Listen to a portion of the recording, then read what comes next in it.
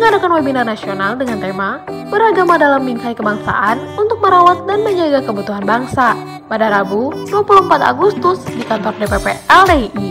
Webinar diikuti oleh 50 peserta luring dan 260 titik secara daring dengan total 2.000 peserta dari pengurus DPW dan DPD, pondok pesantren, dan sekolah naungan LDII se-Indonesia.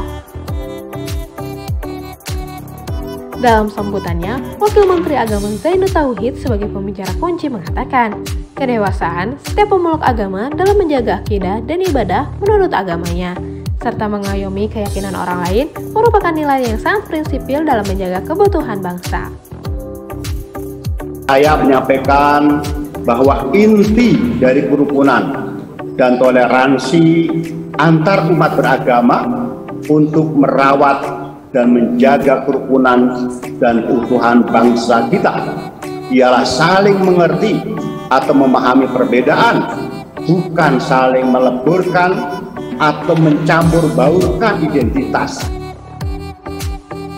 Mantan Menteri Agama RI tahun 2014 sampai 2019, Lukman Hakim Saifuddin juga menambahkan, Indonesia adalah bangsa yang beragama budayanya, dengan modernisasi beragama yang merupakan pokok ajaran agama yang sudah diajarkan Nabi Muhammad saat piagam Madinah, sangat relevan dengan kebutuhan masa kini. Mengapa moderasi beragama ini diperlukan? Karena Indonesia adalah bangsa yang sangat agamis, yang karenanya paham dan amalan keagamaannya itu harus tetap dijaga dan dipelihara, dirawat dengan sebaik-baiknya. Jangan sampai bangsa Indonesia yang sangat agamis ini memiliki paham dan amalan keagamaan yang berlebih-lebihan, yang melampaui batas, yang lalu kemudian dikenal dengan istilah ekstrim itu. Ketua Umum DPP LDII, Kiai Haji Kriswanto Santoso bersyukur dengan terselenggaranya acara ini.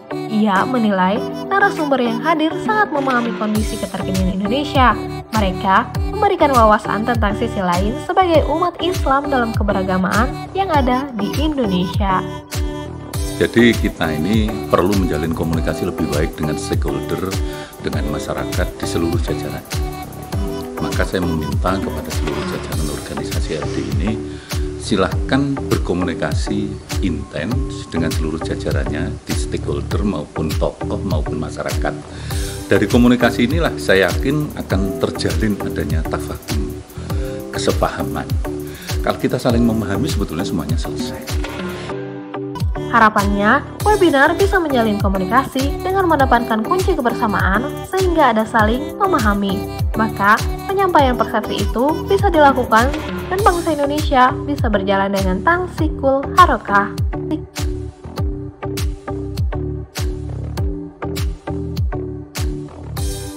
Untuk mendukung channel ini, jangan lupa like, komen, dan subscribe serta nyalakan lonceng notifikasi agar jadi orang pertama yang mendapat update video terbaru dari Lines TV.